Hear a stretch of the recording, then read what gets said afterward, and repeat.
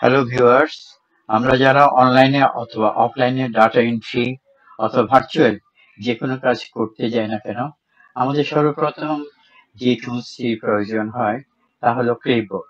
কারণ ক্লিপবোর্ডের মাধ্যমে আমরা অতি সহজে মাল্টিপল এন্ট্রি অর্থাৎ একাধিক বিষয় কপি পেস্ট করতে পারি।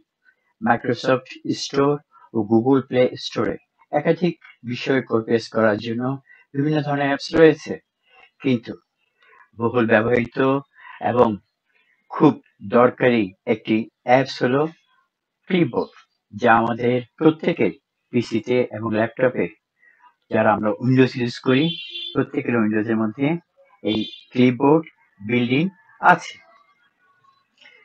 আজ আমরা দেখব কিভাবে খুব সহজে ক্লিপবোর্ড অ্যাক্টিভ করে ইউজ করা যায়।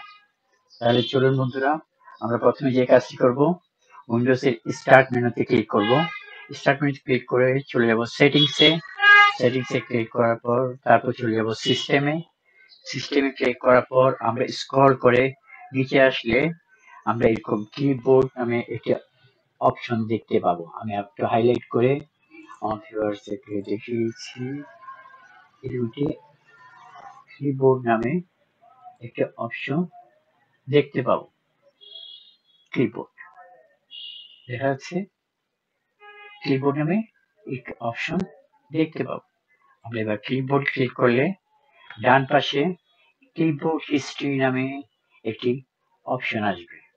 যেটা আমি ক্লিপবোর্ড ইউজ করি, তাই আমি পূর্বে থেকে অন করে রেখেছিলাম। এটি সাধারণত বিভিন্ন কম্পিউটারের মাধ্যমে এই ধরনের অফ থাকে। আমি আবার একটু দেখে হাইলাইট করে দেখিয়ে দিচ্ছি। এই ক্লিপবোর্ড অপশনে ক্লিক করলে ডান পাশে কিবোর্ড হিস্ট্রি নামে একটি অপশন আসবে। এখানে এই ধরনের এই কিবোর্ড হিস্ট্রিটি অফ থাকে। আমাদের করতে হবে কি, সিম্পলি এটা অন করে দিতে হবে। তাহলে চলুন এবার দেখা যাক কিভাবে কিবোর্ড ইউজ করতে হয়। আমাদের প্রত্যেকের ল্যাপটপ অথবা পার্সোনাল কম্পিউটারে এই ধরনের কিবোর্ড থাকে।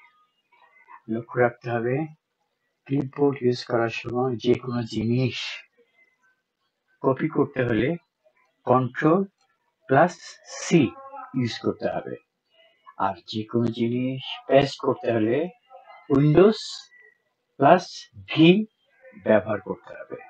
আমি আবার হাইলাইট করে আমার ভিউয়ার্সদের জন্য দেখিয়ে দিচ্ছি। যে কোনো জিনিস কপি করতে হলে Ctrl+V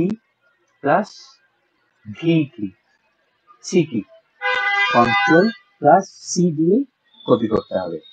আর পেস্ট করতে হলে আমাদের করতে হবে কি, উইন্ডোজ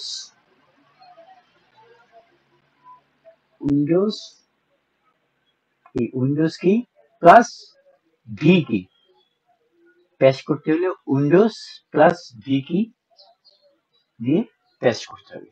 চলুন তাহলে দেখা যাক কিভাবে এটি কাজ করে। আমরা প্রথমে এটি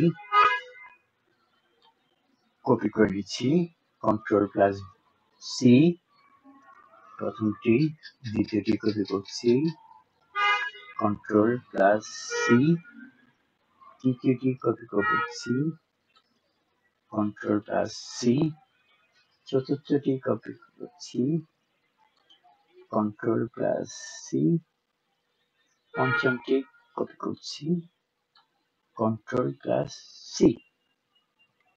এবার আমরা এগুলো পেস্ট করব।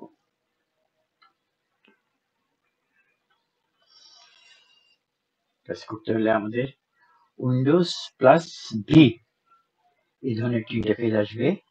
আমাদের মনে রাখতে হবে ক্লিপবোর্ডে সর্বোচ্চ 5টি জিনিস কপি করা যায়। তাহলে আমরা যেসব কপি করেছি প্রথমটিতে ক্লিক করলেই প্রথমটি চলে আসলো, আবার Windows+V দিলাম, দ্বিতীয়টি একবার ক্লিক করলেই দ্বিতীয়টি চলে আসলো, আবার আমরা Windows+V দিলাম, তৃতীয়টিতে একবার ক্লিক করলেই তৃতীয়টি চলে আসলো, আবার আমরা Windows+V দিলাম, চতুর্থটিতে একবার ক্লিক করলেই চতুর্থটি চলে আসলো, আবার আমরা Windows+V দিলাম, পঞ্চমটিতে একবার ক্লিক করলে পঞ্চমটি চলে আসলো। তাহলে দেখুন বন্ধুরা, খুব সহজেই ক্লিপবোর্ড ইউজ করা যায়।